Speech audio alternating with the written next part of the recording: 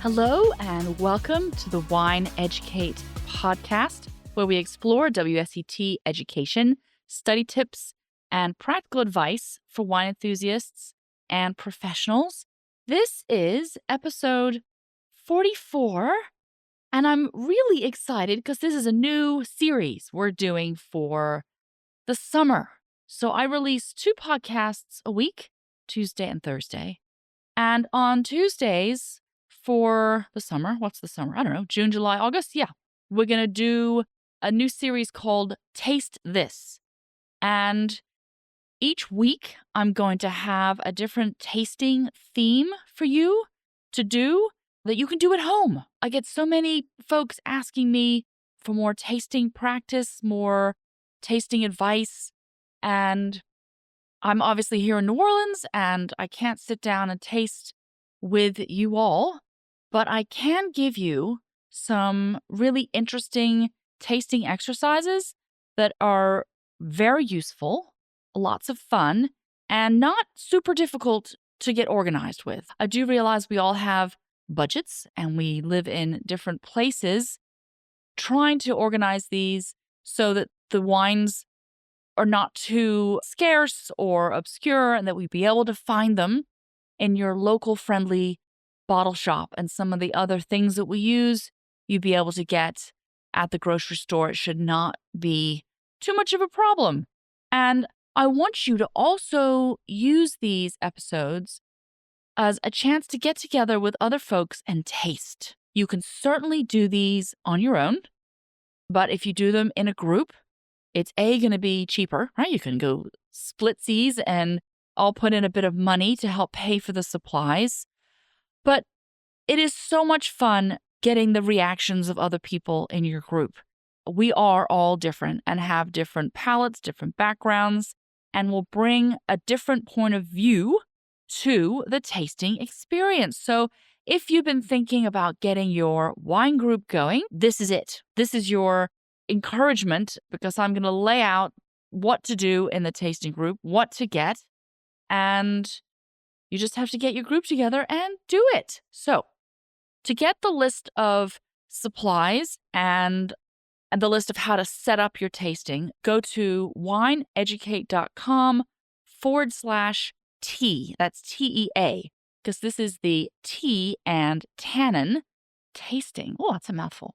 Now, I did a previous episode on tannin. That's episode 18. So if you haven't listened to that yet, it's certainly useful to go back and listen to that before you do this tasting exercise. And in tannin, we're talking about the naturally occurring compounds that happen in the grape skins, the seeds, and also in oak. It creates that really drying sensation in your mouth. White wines do not have tannin because they're not fermented on the skins, but red wines do. And they have a wide range of different tannin levels. And I could go on and on and on talking about tannin all day long, but it's not going to do you too much good because you need to taste it yourself. So that's what you're going to be doing in this exercise. So what we're going to be doing is tasting 3 different teas and 3 different red wines that all correspond with low, medium, and high tannin. And if you're thinking, hang on, Joanne, I've heard this before. Yes, you have. So this is included in a level 1 class. If you take a level 1 class with us here at Wine Educate, you will have done this tannin exercise. But I bet most of you listening have not done it. You've taken level 1 somewhere else, or you haven't taken level 1 at all. And I find this is a really useful thing to do. So what are we doing? We are making tea. All right, you guys know I'm originally from England. I do like my tea. I brew a lot of tea. So I want you to get 3 glass jars. I like to use glass jars because they're not plastic. They're not going to get affected when you put boiling water in them. They're nice and clean, and they're all going to be the same size, so hold the same volume of liquid. We're going to try to be as scientific as possible here. You're going to need some tea, okay? And I am going to get a little specific about the type of tea because I want you to use English breakfast tea that is true English tea. People don't realize maybe that English tea packs a punch. There's a nickname for it. They call it builder's tea because all the construction workers drink it because it keeps them awake. So lots of caffeine, but also lots of tannin. So the brands you might want to get are Tetley or PG Tips, things like that. You're going to have your 3 jars lined up, jar 1, 2, and 3. In jar 3, you're going to put 2 tea bags. In jar 2, you're going to put 1 tea bag and nothing in jar 1 for now. You're going to boil up your water and pour it in all 3 jars. You're going to leave the tea bag in jar 2 for about a minute, and then you're going to take it out. And you're going to put it in jar 1, which didn't have any tea bag, but only leave it in there for about 15 seconds, and then you take that out. And the 2 tea bags in jar 3, well, you're just going to let them sit there 10 minutes at least, because you're really going to be extracting a lot of tannin. And after you've done this, you're going to have 3 piping hot jars of tea.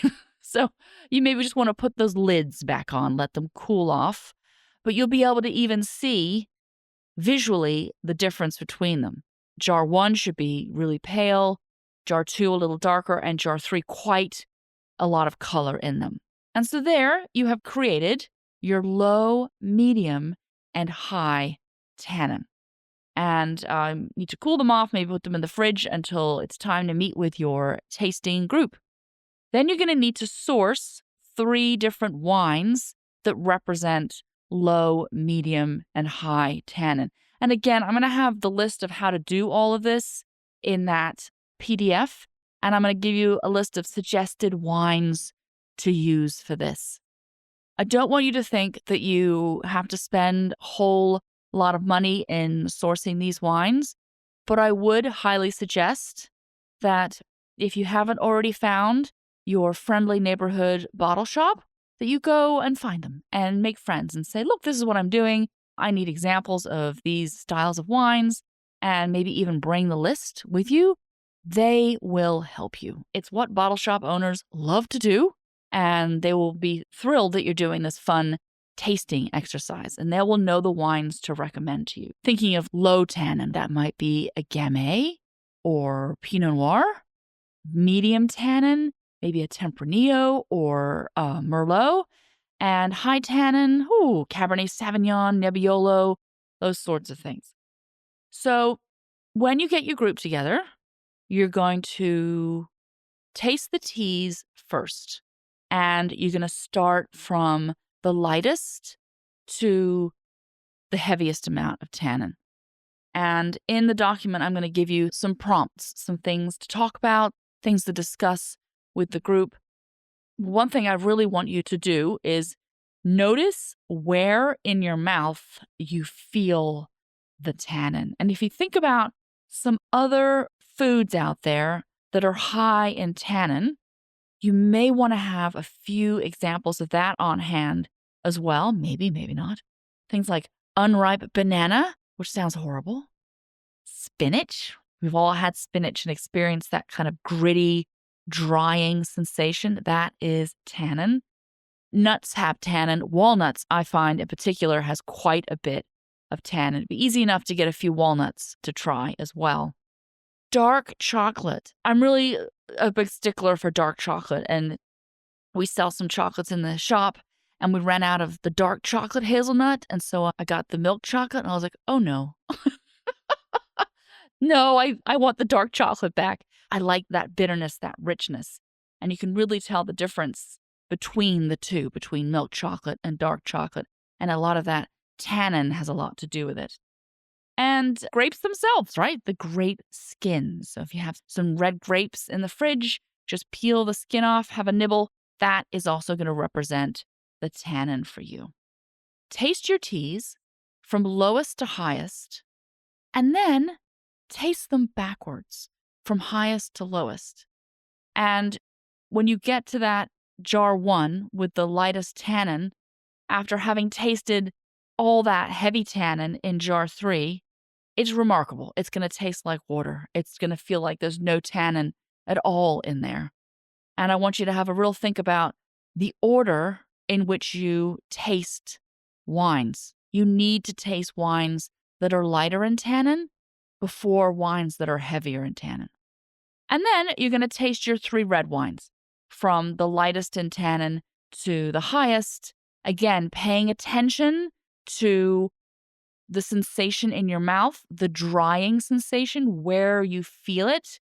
And again, do the exercise of then going backwards and tasting from the highest tannin to lowest tannin.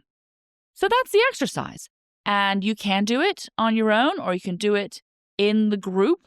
Go and get the PDF from wineeducate.com/T. That's TEA. And let me know how it goes. I'm really curious. All these tastings that you can easily do at home will really help you. And this tannin one, again, it's just invaluable. And you will learn, do you like tannin? I definitely find students in class, they love it. They love those cabs, those Barolos. So find out for yourself what your preference is. Okay? This is our first one. I would love feedback from you all. If you get the newsletter, just hit reply. It's me. I'm sending the newsletter. I would love to know how the tasting is going. Okay, that's all from me. I will see you next time.